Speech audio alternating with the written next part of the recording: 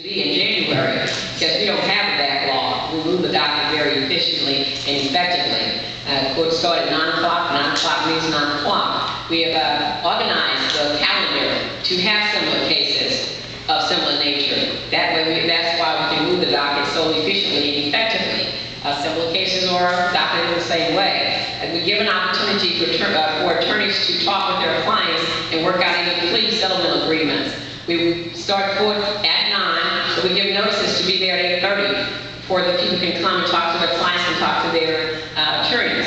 Attorneys can talk to their clients. So all of these things, so we're moving the docket very efficiently. When I came to a court, yes, that was a backlog. It was ridiculous. But I had to organize and use my management skills. I am a certified manager. Use my management skills of how to move cases and dockets.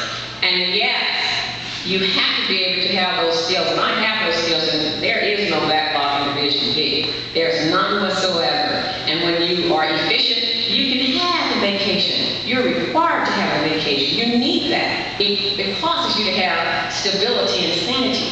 So that's why we can have that. And you need a time where you can concentrate on the paperwork in the office to get the paperwork done and get it out. So in January, maybe you can request to come and work in Division B.